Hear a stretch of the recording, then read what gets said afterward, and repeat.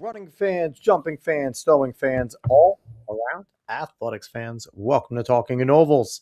How is everybody doing out there on this Monday, May 4th, 26, episode number 190? Dave, it is May. How are you? Good. As you know, I've been following New Jersey cross country and track for a long time. Yeah. And I kind of like geek out on it. I can say with 100% certainty, I never would have imagined that we would have three young ladies, all underclassmen, under 950 in the 30 meters. This is absolutely bonkers. And there's no way if Paige Shepard ran it, wouldn't be right there with them. It's unbelievable that we have all these underclass girls running, like they're all top in the country. Like, and then we just said, it's unbelievable to me. Paige and Natalie duel over, Natalie duel. at that 800. And you know what the thing is? The with girls that duel, are rolling, man. It's not like they didn't deliver. It wasn't one of those races where they didn't deliver. Natalie Dumas and Paige Shepard, I don't know if they know how to run like championship style races. They just go. Did you read the article that Lambert wrote about Natalie Dumas and the week that she had?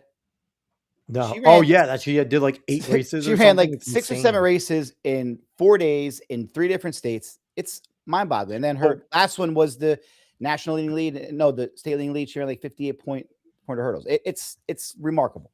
Real quick, we forgot to give a shout out last week to Allie Lee.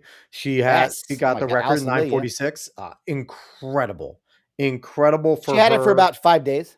For 5 days. But you know what? We had to give her a shout out though, because we love our seniors here. Okay. That race was fun. She was in there. She was running with the boys, and she was just bam attacking it. It was great. You know my stance. I know you when don't think ladies run with boys. I know you don't. I don't. It doesn't take away that Allie did not just run hella fast. But my stance when the girls run with the boys, I don't like to count it. I like to see the girls showing that they don't need no man. But you haven't been to one of those home dome meets. They seem fun as hell. It's an awesome setting, man. And she absolutely ripped it. It was awesome to watch. Like, I didn't even know she was running because I was waiting for her to be in like the elite miles group, but I guess her and her coach wanted her to run with the boys, and it certainly paid off. She was extraordinary. I would want a guy on my team to be running a 946. Like, that would be awesome. Like, it's so good. So congrats, Allie. Really good stuff. And then, obviously, like you said, all the young ladies, sub 950, Paige, Natalie, everything going on. It's special time. If you did not watch last week's episode, we had fun. You had a great time. You got to have one of your stud athletes and 2 of your colleagues over here. We had Ace Etienne on the show, and it was awesome. And we had Coach Kaner and also Coach, why am I forgetting her name? Coach Reed. Coach Reed. There you go. Sorry, Coach Reed. And we had a great time talking to Ace. Wonderful young man. If you missed that, go back and watch that. And I hope we made your team and your school proud. I hope I didn't embarrass you. I mean, everyone loved it. It was good. I mean, Ace is just an awesome kid. He was running that 10.72. He's right around 14 flat in the 110s. Let's see how it goes, man. It's now coming up to championship time, and there's talk is done. Let's lace them up and see what happens. We're not done talking. We're talking in all. No. Well, I mean, now it's that time season where you put on the spikes and may the best man or a woman win. But so we were talking about, people doing incredible things and fast things. Our guest today is no stranger to having his athletes do state best, nationals best, just ripping it up. Let's bring him in.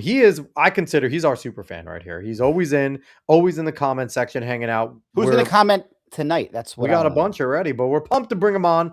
He is head coach over at CBA.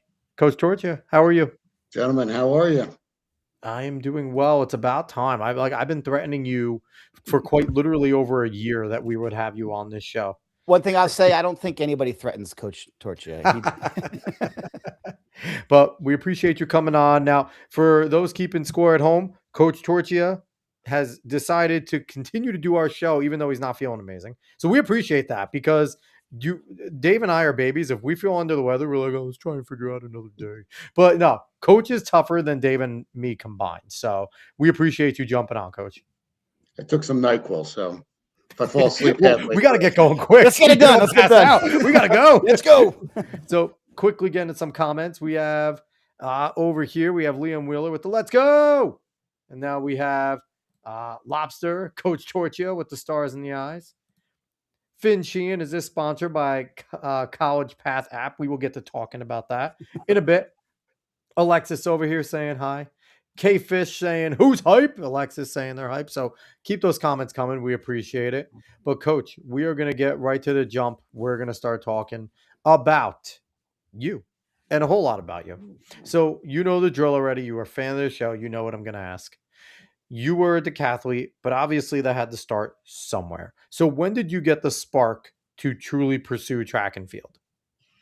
Well, I don't know. I guess my father used to sprint in high school. At least he told us stories. I never knew him as a sprinter, but he said he never lost a race until he met Frank Budd. But that's what the legend he tells us. Got to go with it. What was that? Got to go with what Pop says. From Napoleon Dynamite. I could throw it over this mountain if I wanted to. Exactly. Well, that was my father. But I guess it started. My brother was at Red Bank Regional, and he was throwing discus for them, and he brought it home one day, and he was showing me how to do it, and I said, "All right, I'm going to throw this further than you." And that's so when you can like bring home your implements. When you used to let your throwers, okay, bring the shot home, bring it back tomorrow, go throw it in your backyard, and that now if you try and let an athlete bring home an implement, the school is going to like sue you for stealing property. It's insane right now with the way things are. So that's where it started, and I just started throwing in the backyard, trying to be better than my brother.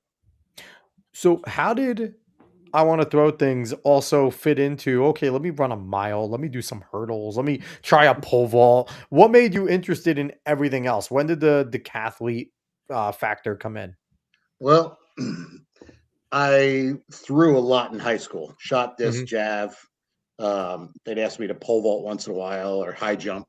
And I wasn't good enough I was 160 pounds and I was throwing discus about 164 feet. That wasn't going Division I.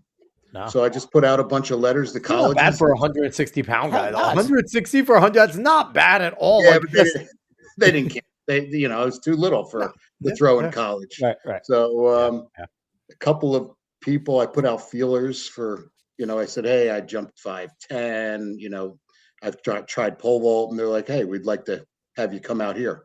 And so I did a few events in high school and got recruited for decathlon and said, oh, beautiful. Maybe I'm better at that because I'm not great at any one thing. So, I mean, that's fair. That's good though, that, you found your way. And I think it's I'm happy that you found your way because I feel like it's kind of tough for some track athletes out there where you are trying to figure out where you fit in, right? Like I'm a good 400-meter runner, but like I'm a 53 second guy. I can't really get down to that 51 yet, but I can also go sprint a 11 and change. But I'm not great at anything. And I think we then need to sit there as, as coaches and people, and you probably have done this before, start steering them and say, hey, listen, I think that you're just really good at everything. You're not great at one thing. Let's start to focus you on getting those 10 events you're going to need. Because I feel like sometimes we might like lose some kids, right? If they're not fitting in with these elite groups and stuff like that. Sure. Yeah, us at CBA, we try them in a lot of different events to see where they may have some, you know, better spots than others. Sure. And, we'd like to keep as many kids as we can. So We are have we going to see 125 Luke boys Nat on the throwing the team. shot this weekend? Who? Luke Nat throwing the shot? No, he's in discus, but He has to beat 160. those big long arms. Gavin Schmidt throwing jab. I mean, yeah, with Luke's arms, he can get some. If he has good technique there, he can get a lot of torque going. Sean did have, McCaffrey wants Coach McCaffrey wants no part of this conversation right Could now. you we had a imagine kid, Chris Arias, that was he came out for cross country. He was terrible. So we said try sprinting. He came out for sprinting. He was terrible. So he went out for throws, and he was this little guy. He was 5'5", 5'6". He grew a little bit through high school, but he ended up throwing over 200 feet in javelin. There you go. Going to college for javelin. So I mean, the thing with the throws too, and obviously you being an undersized thrower, technique will sometimes trump that, right? Like you have to be strong. Like you have to be strong at the elite levels, but they're all strong. Then it comes down to whose technique is better, whose footwork is better, and it's got to be that scenario. Over who glides. Yeah, especially with the jab. Can you keep your arm angles? That discipline there. You're gonna break your elbow. Like you can't do those little things. And if you become a technique monster, you could be pretty damn good in track and field. Absolutely. So you jump into that. So let's hear some memories, because it's funny. Like individuals like you disparage yourself. I wasn't a great decathlete. And then you're like, but I jumped 5'10" in high school. And it's like 5'10" is not a slouchy jumping. No, it's great. Like that is like a pretty good. Obviously, like we're seeing kids like get close to 7 foot right now, but 5'10" still good, right? So it's a solid jump. Give us some of your favorite memories. Walk us down memory lane. What are some of your best memories of running, throwing, jumping, everything that you did? Well, it wasn't always, it was mostly practice. And I tell all the boys that too, it's the camaraderie in practice. That's the best time, and once in a while, something great will happen in a meet, and it's mind blowing and it's memorable, but most of the good times are in practice. And I do remember it's a lot of things you can't tell coach until about 20 years later. Right, exactly. So, I was at practice in college, going for my personal record in high jump, 6'4", and I'm winding up, getting ready to go, and James Jett, who I trained for the Olympic trials in strength training and everything, he won a gold medal in the 4x1. Anyway, James comes running by, smacks me in the butt, runs over, and jumps over 6'4". And he's like he's scissored over 6'4". Must be nice, right? Oh, this is awesome. Can we raise it up? And I was just like, yeah, dude. This is for me. Like what? Like speaking of the 4x1, I don't know if you saw Hyatt. That guy's 4x1 over at the relays for America. We're in the 8th fastest American time, and only 2 countries have a faster 4x1 than that team. The UK and Jamaica. Like, just the depth of this country is insane. I just wanted to throw that out there. You're talking about that. Just, the depth of the 4x1 is ridiculous. And I'm happy that the 4x4 didn't go down. I know there was talks that, where Tobajo's from, I forget the country. They might try and take down the world record, and they didn't come close. So yeah, listen, we got to see what happens. I was happy about that. Hey, we've had one of those guests. We a lot of stud athletes in America starting to do track and field. Yeah, that's what's happening. Yeah, it's actually nice seeing that some of them are actually choosing track over what they have done in the past. Or they'll do both.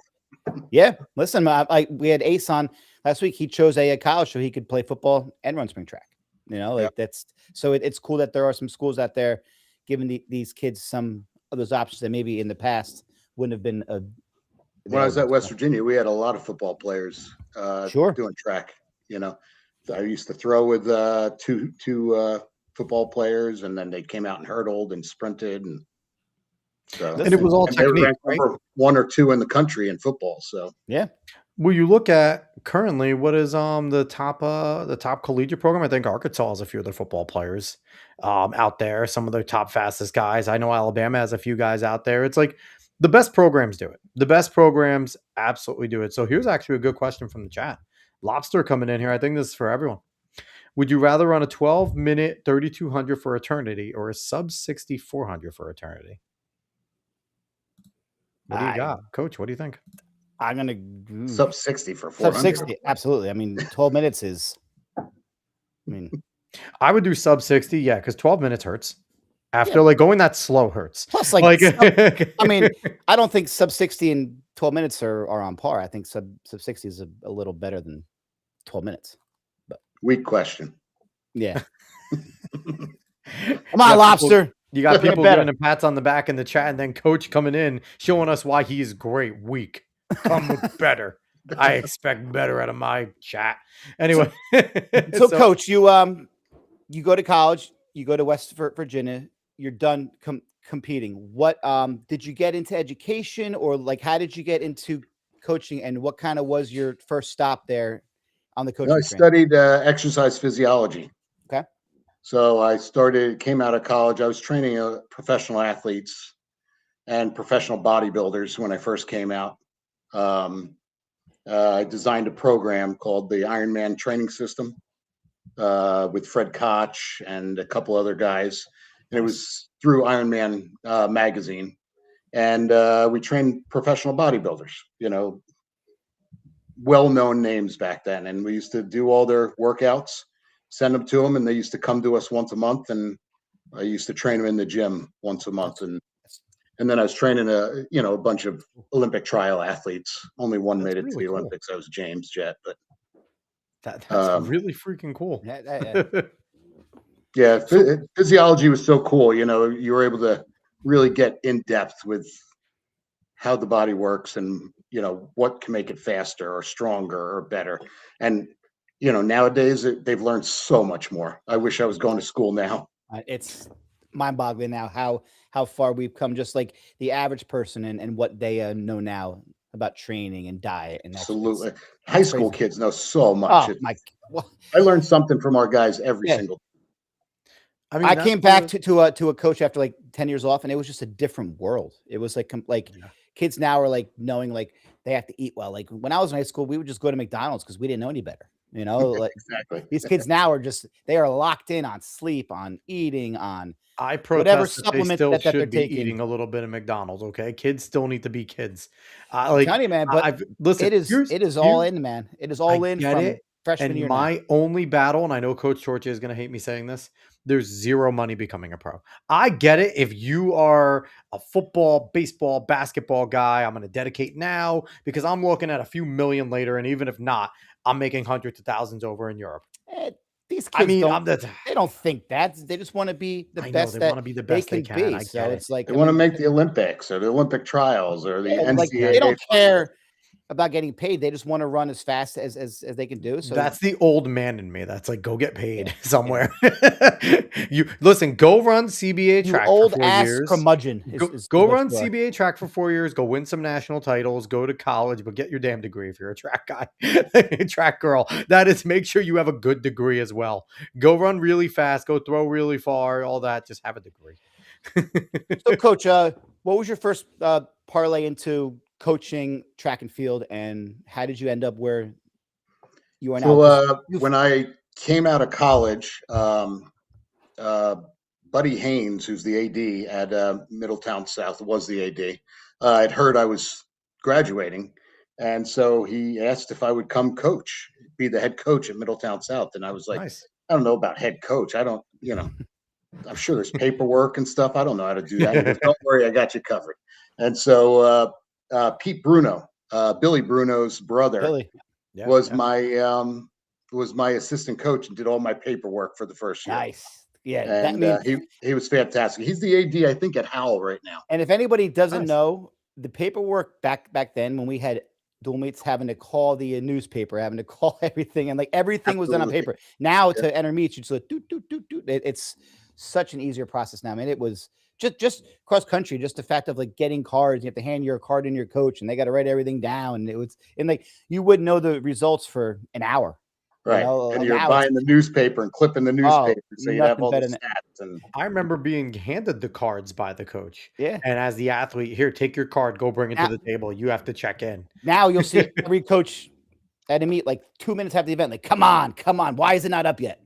How come I can't see what they were? You'd have to pick in the relay who was the most responsible to hold on to the card off the bus. The Because only if you thing I lost the miss card, the now, coach though, was going to kill you. the only thing I missed out is that dad or that coach's like little fast watch where you'd be like it was like 159.9. You're like, that's what I ran. You know, like you would find someone, who would have had you. Yeah, you would have someone. You'd be like, I'm going with that one. Now it's all FAT. You're like, dang it. I'm going to put this out there. It's not fully in the conversation, but we're talking about like, running and stuff. And can we outlaw the guy that screams move at every indoor meet? Move. Can we find that guy and just kick him out every single time? Because what the hell are they doing? Obviously they're going to move. Like, what does that do, screaming move over and over? It has bothered me since I entered onto an indoor track. And I am like, I want to get rid of that anytime. Someone should point that person out and they should be escorted out. Coaches say a lot of funny things. It's just reactions. If you sit back and listen to them, they, run. Yeah. Move your legs. What else am I Go faster. Go faster. I mean, the pump your arms trying, I get coach, when you're tired, but there's others. It's like, move. Like, okay, what else am I going to do? I'm on a track. Like, I'll go back. So, Coach, you're at Middletown South with Bruno's brother. Let's talk about some of the success that you had there, because I don't know how many people remember that you coached there. You had a lot of success there even before you were at CBA. So what was your time like there? And tell us about some of the kids and some of the accomplishments that you had there. Jeez, you're going back a long way. That was 92. I started 1992. I remember you being there because that's when I was in high school. You were there. We had a lot of great athletes. It was a fantastic time. I learned how to coach. I was friends with in high school with Tom Heath's daughter, and I went to her house one time, and Tom Heath had a side room that I went into, and there was track statistics everywhere, and I was like, this is how he does it. And so even in high school, I started doing all track statistics and clipping newspapers and, knowing what everybody in the shore was able to do. Here's a question. Was there a bunch of just pink shirts, polo shirts just hanging in that room too? Just one. Just one. Okay. And there was light shining on it. And I'm sure it was. Here's the shirt, the Heath shirt. So I want to get to some of these comments because we got a bunch coming in. K-Fish going, why would this guy become a track coach? He could have become a model. Hyatt, I think they're talking about you. Lobster saying, how do you train an athlete's nervous system? God. Melody, obviously one of my guys. Oh yeah. How much does water affect your training? Don't drink it. Just drink soda before every meet. I was thinking the exact thing.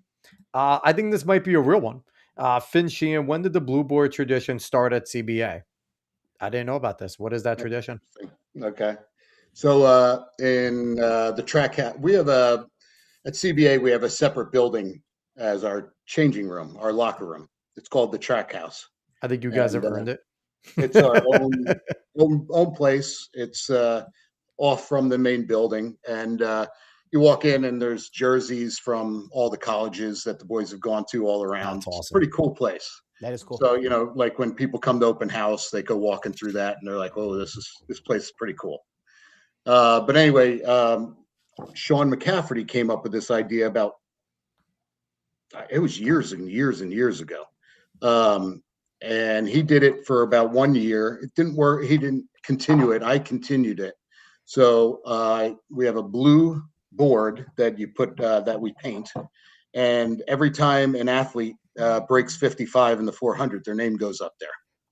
And if they do it multiple times, they get white dots, and if they break 50, they get red dots. And so far this year, we have 25 guys' names on there that have broken 55. So not bad. Awesome. Our goal would be getting close to 30. So that's awesome. That is fantastic there. So I want to get back to.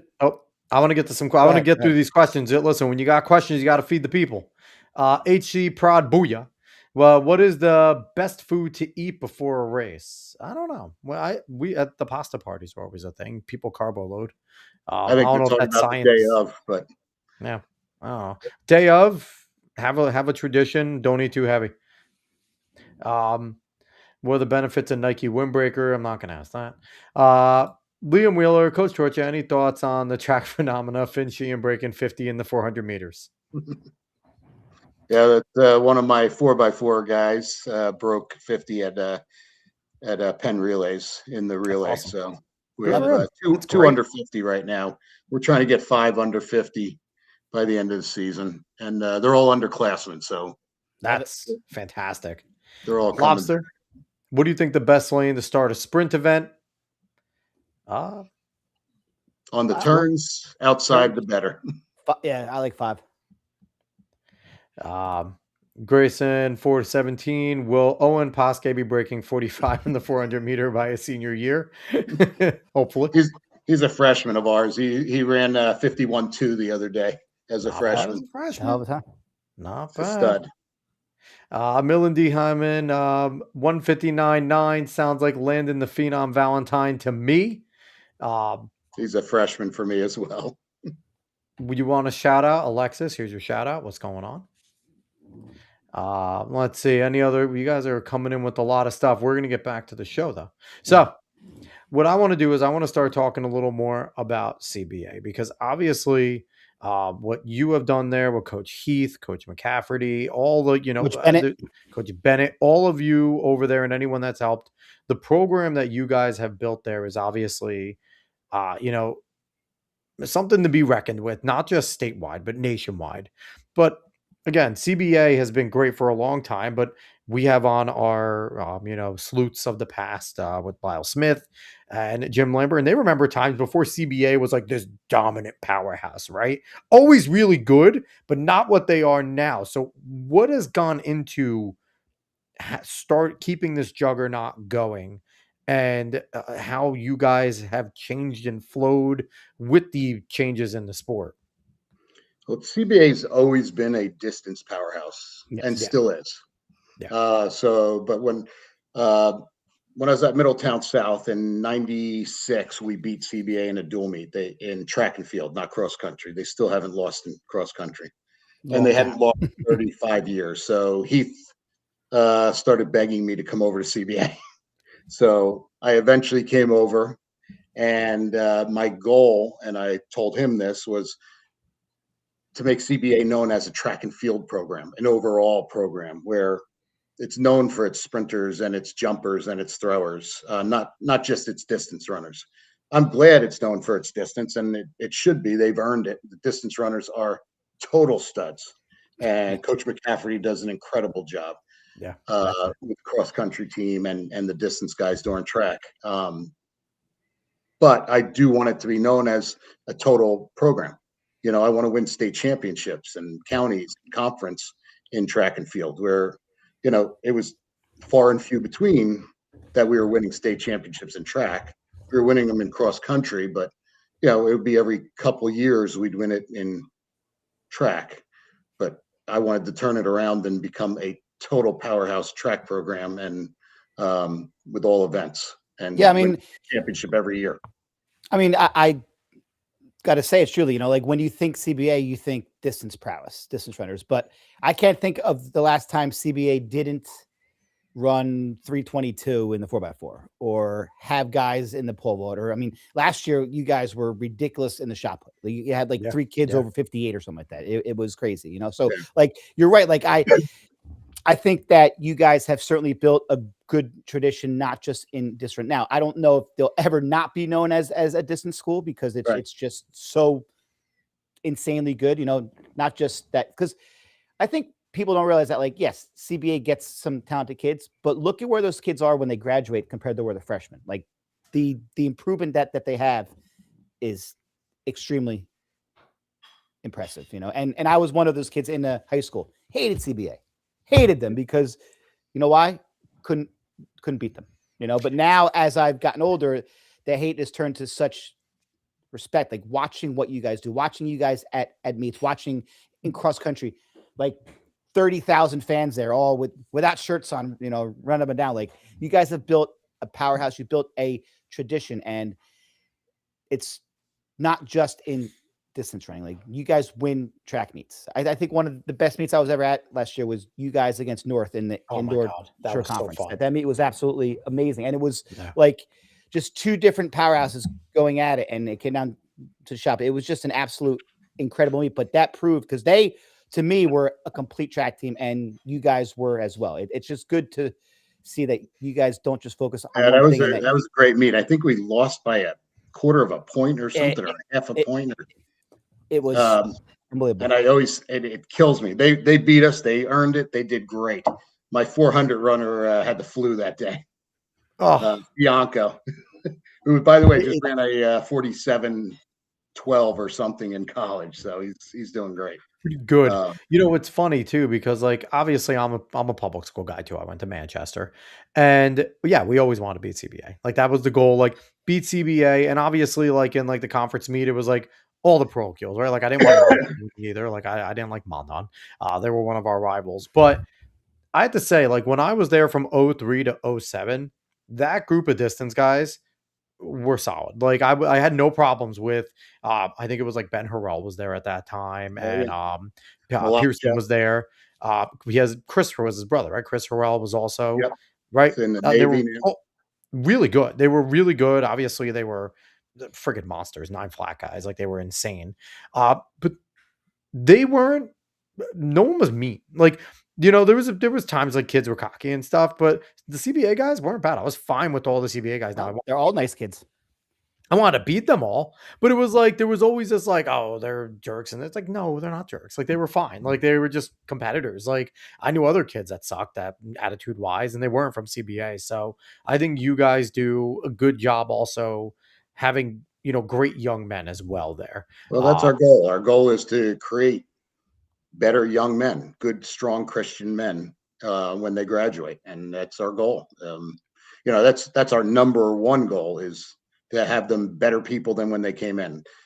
Obviously their parents have got to be helping out and Yep. doing that work, and most of them do. But usually when they graduate, they are better young men, and hopefully they go on and live fantastic lives and come back and are great alumni. And it's Coach McCafferty, when he was last on, was really jamming through. Like, love was the key. Telling these boys, letting them know how much they're loved, that they are, they are more than just the time that they run, what they throw, what they jump. That number on the paper, on the website, is less important than letting them know that doesn't matter what you do out there, we're still going to pick you up. Like we are a team here, and like he really made sure that was, and we've heard more and more of that from coaches that has been more important of making sure that young man or young woman becomes a better grown man and grown woman when you get the Absolutely. opportunity to watch them go on. Now, this is an interesting question here. Stanton 92. Explain the dancing tradition behind being late for practice. Nope. So real quick, Booyah coming in here. Coach Torchia, what were your PRs in high school? I don't really remember high school. I think 164 in discus, 168 in javelin, 48 in shot put, 10.6 in pole vault. I remember my college times and better. I was 15 feet in pole vault, 11:01 in the 100, and 11 or 40. Sorry, 50:01 in the 400. They're memorable. Yeah, there you go. So, Coach, a few more real quick, Dave, and we'll get going. Shark saying, wow, love the culture about making them better young men. I love my 4 years at CBA. Harley coming in saying, is it true that the best CBA runner became... Oh, we're not reading that. Get out of here, Harley. But anyway, so Dave, Coach, go ahead. As you've been your time as a head coach, how has the sport changed, and how have you tried to evolve as a coach with new technology or with different sorts of training? Have you had to adapt, or can you just still kind of do it has what you've changed. always done? Yeah, I think when I first started, it was be a tough guy, push the kids. And now it has changed. Every single meeting we have it ends with care about yourself, care about your teammates, care about your coaches. And I say that almost every meeting we have our big meetings. So that has changed a lot. I mean, because the kids have changed. Sure. Kids, Yeah. Yeah. they don't take crap anymore, like they used to. Right. I They all guess have opinions now. They all have an opinion. I almost think they're more worldly in a lot of senses because of the internet, and they just know more. I But learn I something new every day from these guys. So. Yeah. I still feel like the best ones though want to be coached hard, want to be coached a little more old school. Well, Like they're very you much can. students, but they Yeah. they want that. They don't want to sit there and Sure. be told like, "Oh, I didn't run great, so it's okay." Like no, they want to be told like, "What did I do wrong? How can I get better?" Like those Well, kids are there's a looking for a balance. little bit more of that old school tough love. There's a balance. Every single time after a race, I'll talk to a kid and I'll tell him what he did wrong, but I always follow it up with something positive. So there Yeah. has to be a balance. Otherwise, the kids, you can't let them go home and be upset. It's not worth it.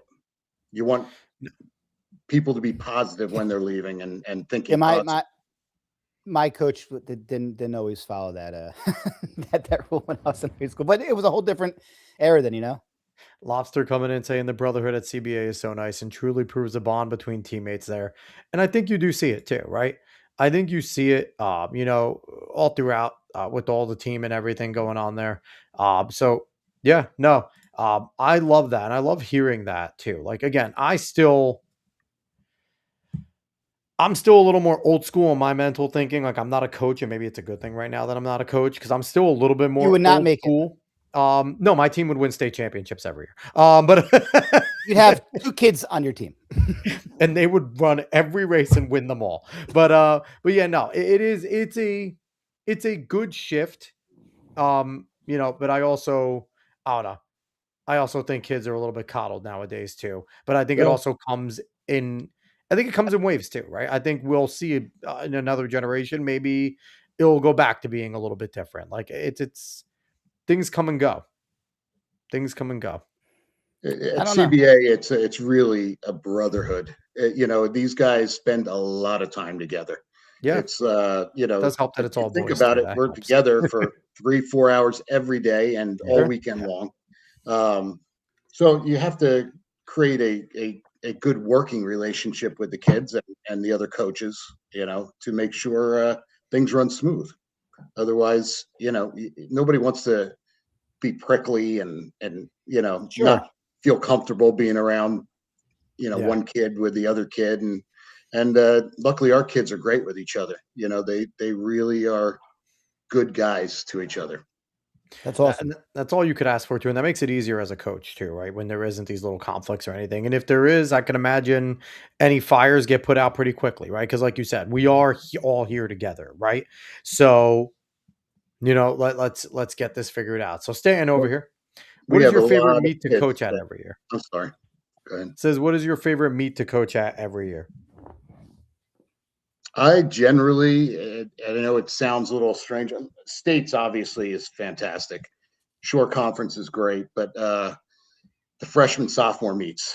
I Okay. love to see these young guys all of a sudden make breakthroughs. That's why I keep coaching. It's just Yeah, incredible to see this kid who was running 64 all of a sudden break through. And I had a kid today at the JV meet who ran a 53. there you go. Um, That's awesome. he's number, I don't know, 16 or 18 on the team, but he had run a 57 the last time he ran. Something's working for that kid.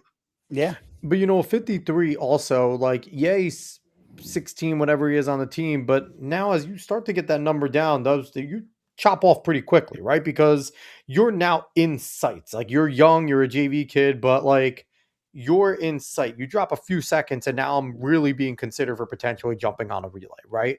So it's like that shows that hard work is paying off, that I'm getting closer and closer. Those, So, and coach, they were so fun. speaking short conference, what do you think's happened to that meet over the years? It seems now like it's a meet that like everybody skips. Like I remember when I was young, that was like the premier meet, like Ocean versus Monmouth. Like it was just such a big time meet. Now I feel like it's a meet that like everyone's like, Well, doesn't they've happen. kind of messed it up with the state with they've changed the schedule. And so now the sectionals are right around it. And so people are choosing the sectionals over the shore conference, which they should, because they're not going to get into the group meet. I also think that, I mean, this year, the district conference is also on the same day of one of those home dome meets. And I think you'll see more distance kids at the home dome meet than you will at the shore conference. Yeah, it's possible. And you're not allowed to run both. Right, because you can't run the same event from different schools. Right. There's so many crazy rules. But I now, think I actually think Homedale was smart. I think Homedale changed it to a 1 mile race instead of a 1600. Oh, okay. Yeah. I feel like the short conference is still a pretty big deal in XC, more so than it is in track. It's just weird because like that was like such like you looked forward to qualifying. Yeah, it's the timing. I mean, and I have this conversation with my coaches all the time, and the distance doesn't seem as good at the shore conference. No. Because they're doing, nobody could run a 2 mile 4 weeks in a row or 5 meets in a row. It's just not healthy. But the sprints are always great at the shore conference. Yes. Was shore conference always one day? No, it used to be 2 days. 2, right? Yeah, it was 2 days. And, and that's the thing too. So was there a time, like when did that shift happen, Coach? Because I remember there was a time where me as an athlete, I was looking, you were marking on your calendar, counties followed by conferences, try and go win both of those, take like, that a little bit of that lull and then get ready for states, right? That was always kind of where you wanted to go. And conferences were fun because me being an Ocean County guy, I wanted to sit there and invite those Monmouth County guys in and then go kick their teeth in. Like that was my goal, being, the pride of Ocean, having pride in Ocean County. And it was always fun, right? Because you saw the Monmouth guys, but this is where we got the clash. When did that shift happen? Where long time ago, there used to be a Monmouth First Ocean County meet. Which is, I think it would be better if they did that again. If they just it was like an all-star meet. Get rid of the shore conference, call it Monmouth versus Ocean Conference Championships. Actually put that in there, and I think you'll get more pride. That'd be cool. Give them special jerseys too. But or like a score it as Ocean versus Monmouth, like not as like individual teams, like Ocean versus Monmouth. Right. That'd be cool. Yeah, and I didn't mean to ignore your question. No, I think it changed when the state now has a rule where the whole season has got to be within 14 weeks. And so they have to jam in everything, and they don't have sectionals on Memorial Day anymore. They don't have anything. So they have the sectional earlier, and that's hurt the shore conference, I think, a lot. Sure. Yeah, that makes sense too. I learned little tidbits because me not being in the coaching pipeline, like I didn't know they're forcing you guys to jam that there, and there's so many more meets that pop up now too, right? And I think I think it was either like interfere with the short conference or interfere with nationals. So they had chose to say, you know what, we're tired of having meet of champs and kids having to choose nationals. So short conference, I'm sorry, which whatever. I mean, it's really just Ocean and Monmouth County that is affected. It really doesn't affect the rest of the state. I'm sure they're all happy that they get to have a chance to go to their national meets. Well, I mean, we also like that the shore conference too, even though we compete against each other, nothing better than running that meet and then also looking over at the GMACs and having all of us being better than GMAC as well. Like there were tiers, right? Like, okay, we want to beat each other, but then we want to also be better than the other conferences around. And it's just weird because it's not, that dynamic doesn't seem to be as much. Now, for you guys in your program, you're also targeting some bigger meets, right? Because you do have top of the line athletes over at CBA, some of the best easily in the state, people definitely looking to compete at nationals. Does that factor in too when you're kind of targeting maybe some of these bigger meets that are more regional or national throughout the season instead of just staying in Jersey? Yeah, well, we focus, you look at the overall schedule and you see where you're going to compete and you backtrack everything out of that. So, of course, nationals is great, but there's only a few handful that are going to score at nationals. Yeah. So you really gear towards states, trying to win the state championship, the group championship. And then the next is shore conference, but you also throw in pen relays and, you got to get the wheel. And got to go after that wheel. Arcadia, those sort of things. So. Yeah, they're all popping up. So Lobster had a question here. What do you think about the new qualifications for nationals for freshmen? I don't know what that is. Is that a spoof question over here? No idea. No, I think he's probably just saying they probably changed the standards for the freshmen. Possibly. I didn't see anything there, Lobster. If you want to enlighten us, go ahead, please. I'd appreciate that. So, speaking of changes, obviously, college is a very different landscape than what it used to be. Right now, with roster limits, we're seeing an age rule limit possibly coming NILs. into effect. The NCAA, the NILs. Uh, your athletes are a good majority of them are looking to compete at the next level. That is a goal of theirs. They want to go to college and the best around. Has it gotten more difficult with all the different rule changes for you guiding these young men on where to go, how to go, the best way to do it? Because a lot of times when you're sitting there for that junior and it's like, all right, what the hell's a clearinghouse? I need to enter into that. What is all this? Like you as a coach and all the changing dynamic, has it become more difficult to help your athletes kind of get to the school they want to go to? Absolutely.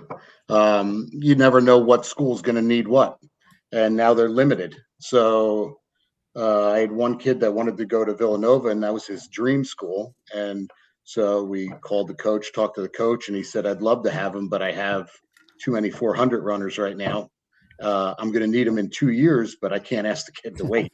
Right. So, Yeah. so you got to find a new spot for him at a different school, and you have a javelin thrower that maybe he loves wants to go to Stanford or something, and Stanford doesn't have any room in javelin because all the numbers are limited.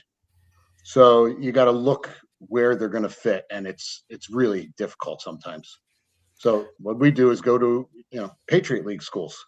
They don't have a limited. Okay. So Okay. there are a bunch of schools out there, not just Patriot League, but that aren't limited. So it's the big conferences that are limited right now. That's interesting. Have you also started to talk and really look at potentially like NAIA and stuff to other places that can give them full rides and things like that? Because I mean, we preach here like JUCO for 2 years. If you really want to get to that big school, right? Go to a JUCO, and they give money. We had Philip Redrick on the show, and he was a very good JUCO coach. He's now coaching D1, but that's a good route if you really have your heart set on a certain school. 2 years at JUCO can get you noticed. Or I think NAIA is going to benefit a lot from some of these rules because we're going to start to see them creep up in speed and talent. Have you had those conversations with some of your kids of possibly if the education is right as well, considering those? Yeah, there's so much that goes into it because you don't know what parents need a scholarship. You don't know what Yeah. parents Yeah. are going to pay full boat. You just don't know. And you're And not going to so, ask, right? Like, unless they tell you, that's not your place to ask. absolutely. And Can so, you imagine going up to a kid, coach, I want to get to college. How you going to pay? First question. Like, no. so it is really hard to, you can't really say, hey, how you paying for college or Yeah. have your Yeah. parents saved for college. So really difficult to go around that. You don't say, hey, are you looking for a scholarship? Because every single kid's looking for a scholarship, whether they're worth $1 billion or worth a Sure. dollar. Yeah. So, Yeah. the kids have really got to work that out for themselves. And, what I do is I have a meeting with all the kids, anybody that wants to come on the meeting at the end of junior year. And I go through a full range of what you need to be looking for and what the conversations with your parents will have to be and start looking at schools and, that sort of thing.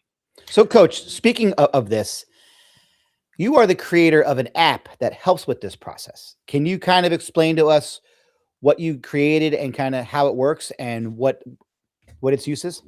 So I built an app called College Path App that helps you apply to college. It's not just for athletes, but it organizes everything for you.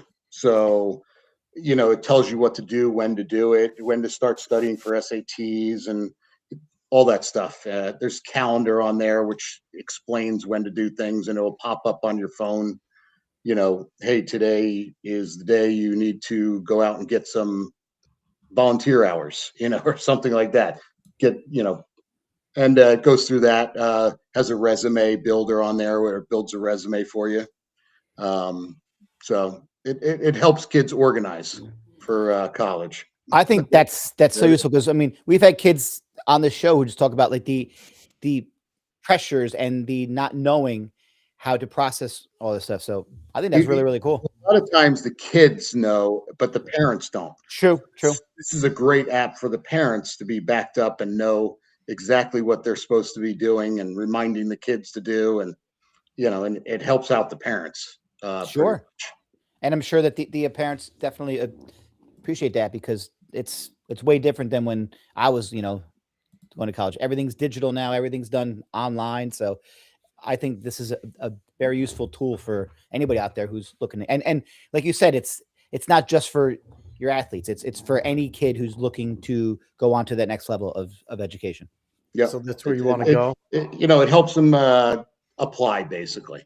Sure.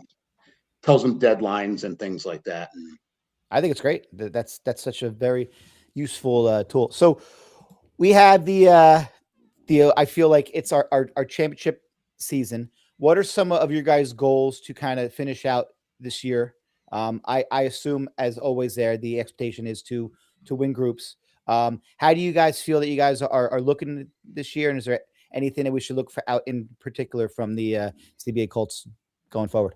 Well, our ultimate goal is to win groups. And it was looking pretty good for a while, but it's going to be tough now. Union Catholic is a really good program. Oh, yeah. Again. So they have, studs all over the board now. So they're going to be very tough to beat. Is there a little bit extra with it being another parochial school as well? Like you guys, is there a little extra juice? Obviously that's a division, it's a parochial, but it being a fellow, does that give you guys a little bit of a edge against each other sometimes as programs? Yeah, well, McCabe's a really good coach. He does a fantastic job. He gets his kids ready. So it just motivates us that make sure our kids are ready and our kids are ready to compete and know what's coming up against them. And so it's a great friendly rivalry, I guess I should say. Yeah, I mean, I think it's great because it makes your guys feel some of that pressure that maybe they don't see, in other meets throughout the year. So it kind of gives them that perspective. Hey guys, we're not just walking through anything. We have to come, we have to show up, we got to be on our game. And it's also cool for a coach because you have to game plan, we're going to put this guy here, we're going to put this guy here. So it kind of makes it fun to kind of have that competition and see where can we get our edge over there, guys. So that has to be fun to kind of bring that whole coaching part of coaching, right? Real quick with that though, how much is it kind of pulling back on some of those horses though that are going to go and compete and heavily compete at nationals or really compete at meet of champs? Where's that balance of, I want to go get this, but no, you're not going to run all these races and burn yourself out? Or is it, we're going to go all in because we can be ready for later? What is that thought process? Well, we go all in the States, but we don't do anything that's going to injure the kids. Yeah. Because kids want to. At that point, when they're trying to win, kids are like, put me in everything, coach. I'll go run 4:30, 200. It's you sure won't. Stop. You're not going to run that in the mile, the 800, and the 2 mile.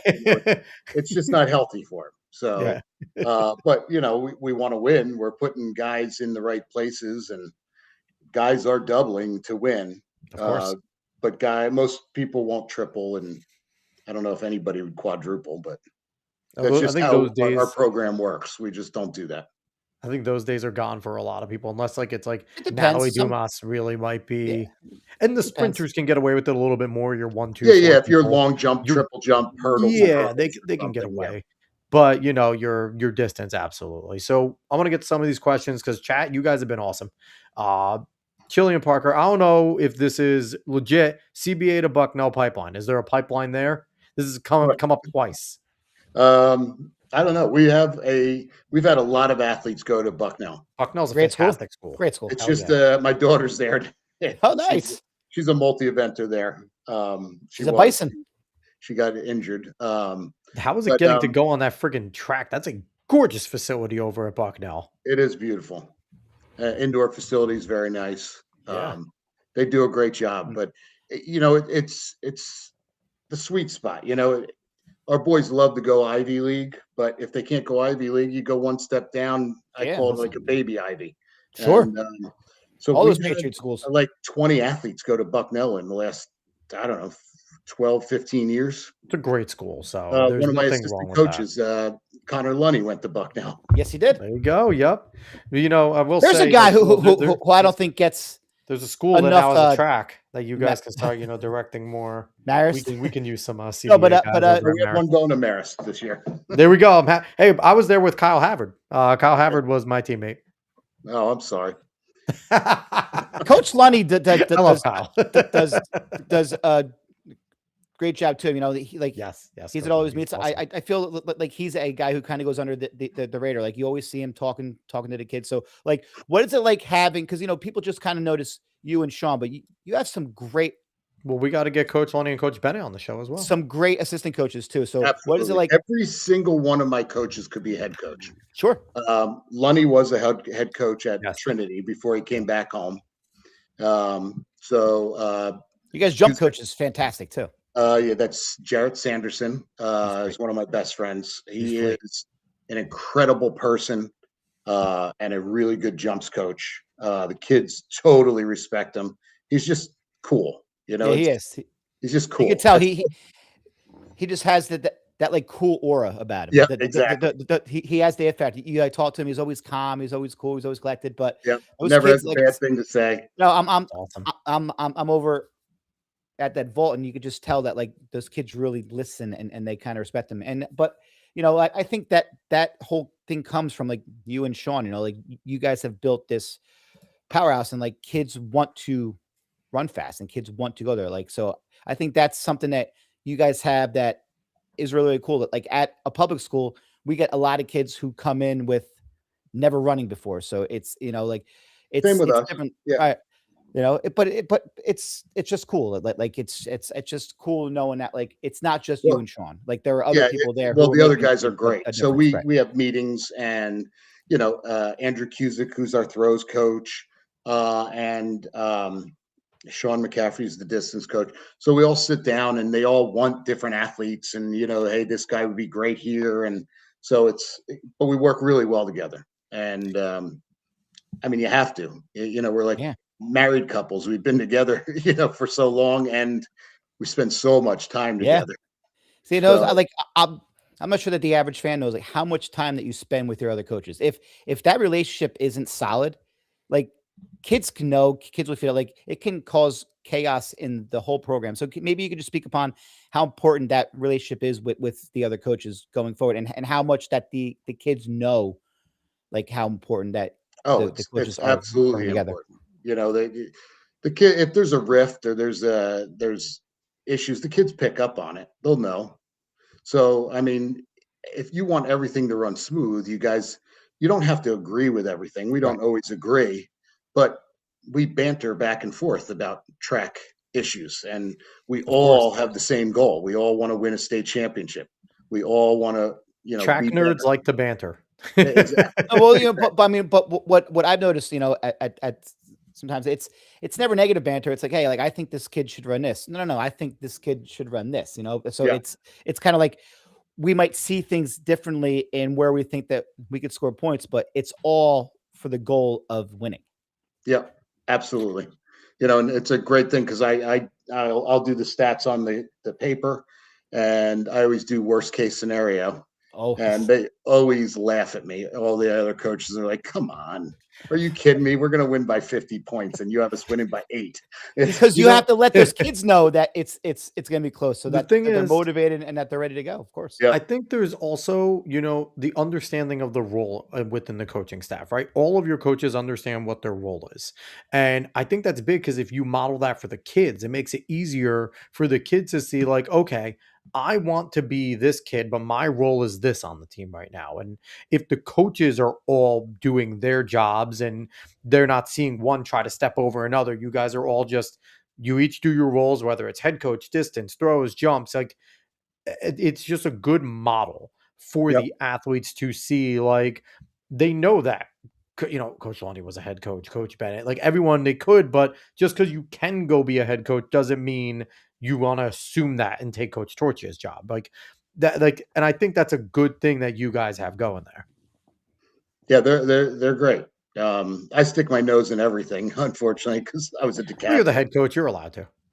But you can't get a better distance coach than Sean McCaffrey.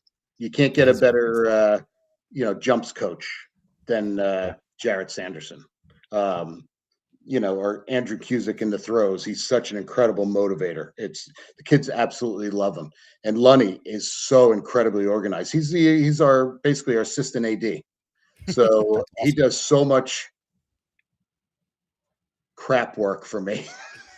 Like a lot of someone has to that I used to do, and he does it now. He is the unsung hero all the time. He's a great person. He was a sprinter at CBA before he now he helps with the distance more than anything else. Yeah. There you go. So I want to get to a few more comments before we get you out of here, Coach. So Lobster was clarifying about the nationals thing. I'm asking, like, what do you guys think about super fast times a freshman have run to even think about competing at nationals, New Balance, and all that? My personal opinion, that's just where we are now. Like that's just where we are, but that's a conversation between the athlete and the coach and what's best for that kid as well. Because if that kid has run a super tough schedule and that might burn them out, or do you let them go and give them the experience? I think that every kid's a little different. Coach Torchia, what do you think? If you have a freshman that has run the times to go and run at Nike or New Balance or Adidas, whatever, are you gung-ho with letting him go? Absolutely. If he's earned that spot and wants to go, you let him go. Even if he gets his butt kicked, it's an incredible experience to travel and go do these things. And we want these kids to experience life, and getting beat up once in a while is part of life. Especially when you're a young, because then when you go your sophomore year or your junior, you already know what it's like. So that whole initial nervousness isn't there. You know what to expect, and you're better prepared for when you go back. I think any kid, like if we have last year we had a freshman girl qualify next week, go have fun, run. It's such a great experience. I agree 100%. I always say, listen, I hope you're going for the competition and not the bag. Well, that's the other thing. A little bit of both. They all want the bag, man. They all want the bag. Listen, Nike Indoor this year, when they gave out duffel bags, was a big thing, and I'm like, guys, it's a bag. Like, who cares? But to them, you got to have the bag. It's. Have you noticed that too? Like the sport has changed. Like you have to like have certain things that other kids have. Like I remember when I was young, it was like I wouldn't have cared about a bag. It seems like I have kids like, oh well, this kid has these shoes. I got to get these shoes. I don't know. It seems like there's just, it's a lot more about style now and about how you look than it used to be. Or maybe that's they got to put themselves on TikTok, So. Oh yeah, it's TikTok, that's Instagram. So one more thing. Have you noticed a big difference since Strava has come out? Like, have you noticed that really changing? Like, do your kids question things more, or like talk about what other kids have done? Because I get asked sometimes like, oh, this kid's done this kid. I feel like Strava's great for watching what your kids do, but I'm not a fan of every kid having their Strava to be public for everyone else to see. Like, the sprinters and hurdlers and jumpers, we don't use Strava. Right. The distance guys do, but I think it's blocked so that it's not visible to everybody else. Yeah. So they don't know what we're doing from day to day. Yeah. I mean, to me, it's an awesome tool as a coach, to kind of see what your kids are doing. But I don't love the fact that it's public for everybody. Like, we don't need to know what everyone's doing. To me, it causes so much kids to have more anxiety and more stress because this kid's doing this kid's doing that. I don't know. Yeah, especially distance kids. Miles this week. Maybe I should up my mileage. Right. Oh, but the guy that I'm racing next month ran 2 more miles than me this week. It's I don't know. I feel like technology has its place and it's been very, very helpful in many ways, but part of me still misses just that that not knowing, like just going into a race and not really knowing who's on the line and just having to compete. Have you noticed that you've had the fact that every kid knows who's in their heat and what their seat is? Do you feel like that's been positive or negative? We'd always pride ourselves on knowing everybody, even way back in the 90s, we'd do the research and have all the clippings and know who's from what team and what they're going to run. And, Yeah. you know, we always prided ourselves on being more prepared than everybody else. Now everybody's prepared. See, like I felt that knowing what everyone ran would mess with my mind mentally, but maybe that was just me being weak, But like I definitely feel like I don't know. I don't know how I would do with the fact knowing that I know what every single kid has done, like this week in practice, and am I ready? Am I prepared? But I don't know. Sounds like you guys there just kind of like you're so locked in that like you just focus on what you guys have to for yourself, which is cool. Yeah, I mean, our training's great. It's Sure. so the boys are very confident because they trust each one of their coaches, and so they're ready to roll. But knowing what other guys do or have done, I'm saying like in the last meet they did, a mile split. It's pretty important, because if a kid ran, 4:14, you need to know that if you thought he was going to run a 4:24, you need to know what kind of engine your kid's got. Yeah. Do you think that there's a difference though? Because like Dave, you and myself, we weren't at CBA, right? No. The boys know at CBA that when they put that navy blue with the white CBA on, the target's now on them whenever they walk into a meet. Do you think there's a difference because your boys know that every kid there, it's a little special if they get to say they beat the CBA kid, right?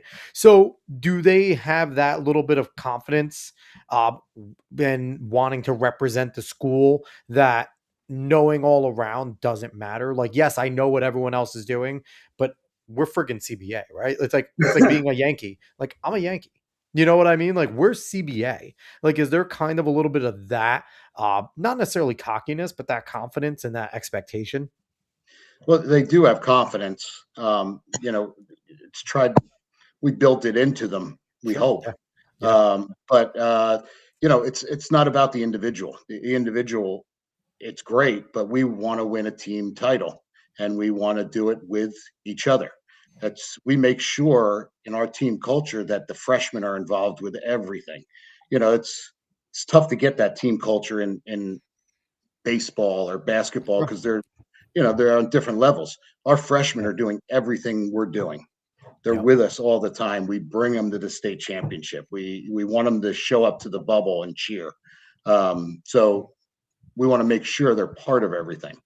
Sure. Every single time one of my kids leaves practice, they're not allowed to leave without giving me a fist bump. Love it. So Like it. I've got 55 sprinters, so I've got to give out 55 Your fist knuckles bumps. get raw. You got raw knuckles. You probably got like callus and everything growing. So, Coach, there's been a little debate lately in this state about the importance of relay races. I find them to be absolutely wonderful, and it seems like you guys really relish in the fact of running at Penn, running that DMR, the 4x8. So, how do you feel the role of relays? Do you still find them to be as important as they are, and do you still find kids wanting to do them over their own individual success? Yeah, well, the sprinters love the 4x4, so they can't wait for the 4x4. Nothing better Everybody. than closing out a meet fast. Yeah, There's nothing better. our Oh, program's a that's little different because everybody wants to run the 4x4. I know some other programs, nobody wants to run the 4x4. But I've got that's true. 55 kids that would kill to be on the 4x4. Must be nice, Coach. Must be nice.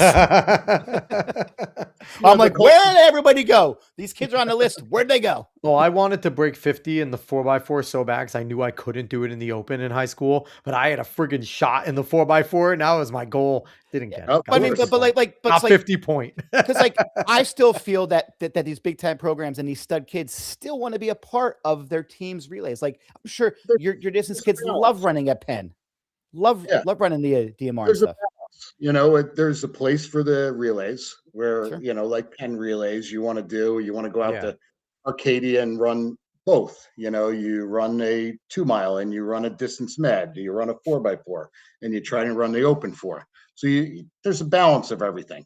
Of course, the kids need to run their individual stuff so that colleges can see them Sure. and see what they've done. But a good coach is going to have a nice balance for that. But you know and what, though, making at the sure same that they token, can actually have enough individual races so colleges can see what they've done Sure. individually. but if all you do is anchor DMRs all year and you're still running a 410, that college coach is still going to go, okay, that kid can run a 410. It's not like they're going to sit there and look and go, just because they only ran relays, they didn't get an open split, I'm not going to recruit them. Like, no, they're going to sit there and recruit that 410 kid. Yeah, but So the it's like, second half now, there's no relays. There's no Right. yeah. DMs left. It's all individual with a few relays mixed in there. Yeah, because I Now, mean, like when you're, we had on Paige yeah, Shepard, and she was saying how at national meet she'd rather run a relay with her team than run anything individual, which I thought was a little surprising. But even though I I think guess when your now with team all is that good and you're breaking crazy records, why not? with the Right. rivalries forming, I feel like Paige and them, they have to stay individuals. They can't rob us of some of these races, damn it. Like this is the selfish track fan in me that's like, Paige, you got to go. You guys have to talk to each other, figure out a race that you're all going to be at and just go duel. But so does it also come, coach, with the culture you guys build, with the team culture of some of those athletes want to sit there and have maybe that fourth guy on the team that doesn't get the individual success with that relay? Like, no, I want to go and do something special for this kid. And, do they have kind of that mentality of let's go run a relay for each other type of thing? Absolutely. Care about yourself, care about your teammates, and care about your coaches. Yeah. Um, it's built into them. They're together all the time, and when they're not at the track and at the track house and working out, they're hanging out at Dunkin' Donuts together, or Yeah. they like each other. That's what's the most That's important thing. And Now, so do when you you like each other, you want to do things for each other, like yeah. be successful. So is it? I mean, being at Middletown South and then coming here, what was the difference in having a school that only had one gender and not having girls there as well? Is that different as a coach? Like, did you coach both when you were at Middletown South? Yeah, I coached both. I was with the boys for I don't know, 4 years or 5 years, and then the athletic director asked me to move over to the girls team. And with the Guyanese, we won a meet a champs title in cross country. Guys, The guys I'd were say they were good. Yeah, yeah, but I mean, have you noticed any difference without having one gender there, or is it just you just kind of focus on what you have to? And do you think that helps the boys focus, or not in any way, or do you think that it doesn't yeah, it change helps anything? them focus. It's only boys there, so they don't have to. You know, They don't have to impress anybody. exactly. They're there just trying to compete against each other, trying to push each other. They don't have to worry about Sally It's on the side if she's watching or not. So it's You're it's crazy because I know how goofy boys can be when there are girls there. I can't imagine the kind of fun and tomfoolery that you oh, guys have. It's got to be awesome. It's just got to I be a joke blast with to them watch. 95% of the time. I'm serious about 5%. So it's just their job to know honestly, when that 5% is. Yeah, figure it out. Yep. I could imagine, yeah, a group of guys just being able to let their hair down the whole time and not have to worry about a girl judging them or something or impressing them. Like, you have to have some fun practices, and they have to be They, very different than what a lot of other practices are at many other schools, I could imagine, in a it's good it's way, an experience. healthy We way. have a rule. They're not allowed to talk about moms or sisters, but basically anything else goes. Hey, bring it, guys. I Have think some that's fun. I think that's awesome. But coach, thank you so much for coming on. Everyone in the chat, I want to appreciate you guys. But guys, the chat's fantastic. We appreciate you Thank guys. you. Anyone that I didn't get to your questions, I apologize. But coach, thank you so much for coming on. This is a ton of fun. Thanks for having me. I really appreciate you guys. I appreciate what you guys do for track and field. Thank you. You Yeah. really have enlightened a lot of people for a lot of subjects in track and field.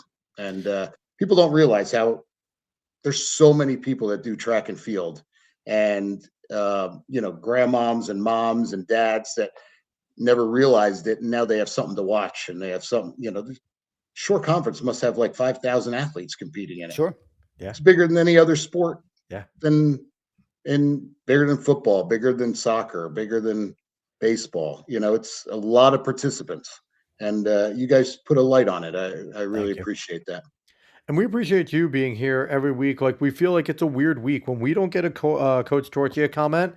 It's a very bizarre week. We're like, "Where's Coach? He hates us now." Is he So, okay? is he all right? Can Someone someone check tell on me Coach is Karl. okay? Can someone tell me he's okay? There's the CBA alum started a Snapchat called Carl's Angels, and it's all sprinters, and there's probably 100 or some in there. And I used to send a snap every single day, a picture with me with big hair or some weird picture. And so then I just stopped, and like 2 or 3 days went by, and I started getting text messages. Are you okay? Is everything all right? I was like, I just took a break, guys. I do have other things that I do besides this Snapchat, guys. But you know what though? It's one of those times where it's like, you know what? It's you never ask someone, right? Like, oh, do you guys care about me? But it is nice every once in a while to know, like, all right, they actually do care. Like it's just the human side of you that's like, okay, that made me feel a little good. The ego boost. CBA has first off, it's an incredible school. It's one of the best schools in New Jersey. The athletics are fantastic, but the kids and the people and the teachers and the administration is so great and so supportive, and the alumni. I mean, I wouldn't want to coach anywhere else. It's an experience. So, Coach, will we see you coaching out there like one day when you're wheeling around in a wheelchair when you're like 85, 90 years old? Like, how much longer do you think that you want to keep doing this? Like, sounds like you're having fun, you're having a blast. Kids are great, so it sounds like you just want to keep on going. I'll do it till I die. Hey. Which, the way I feel right now, maybe next week. And yes, thank you so much for please sticking with us, giving us over an hour. Sometimes having some fun, talking some track makes you feel a little bit better, and then now the NyQuil can go kick in. So everyone, we're all track nerds, we love talking track. So that's great, man. So if anyone wants to follow the amazing program over at CBA, go to at CBA Track on Instagram, and make sure that you're not only looking for the distance program, damn it. Make sure those sprinters who are running some really good times, throwers, jumpers, everyone, that is a complete program there. Looking forward to the showdown between you guys and Union Catholic. I'm excited to see that. And we have, we're friendly with both of those programs. We like UC, we like you guys. So it's similar to North, right? When you guys were competing against North, Dave and I are like, we don't know who we want to win. We're friends with both coaching staffs and stuff like that. So that's the, that's the beauty of this show is like, I've met so many people. Like I'm at meets and I have kids come up to me, not as the Masquan coach, but oh, you're the talking in ovals guy. I'm like, yeah, that's awesome. But so it's cool, but like sometimes I'm like, no, right now I'm a coach. Like I don't care. I might be wearing the talking in ovals shirt, but I'm a coach about the podcast at all at this moment. Like I have a kid in his seat, so it's been great. Like I've always known Karl or other coaches, but having them on the show and seeing them at meets, like I was looking around the other day at the Model Camp Radios, I'm like, they've been on the show. They've been on the show. Karl's coming on the show. It was just cool to see all these people that, that have all been on this show that I can now say, or someone that I could talk to. It's absolutely been an absolute blast. And short conference coaches have been our go-to for a long time. We try to get other coaches, but you guys have been absolutely fantastic and really helped us kind of get our name out there. And we just want to thank everyone. You guys do a great job and you're appreciated. So thank you. Thank you. So everyone, we will be back next week with another exciting show. Coach can go get some well-deserved rest, and we'll see you guys all then. Smash the like button on the way out. Follow, subscribe if you haven't already. Everyone, so long, y'all. Thank you.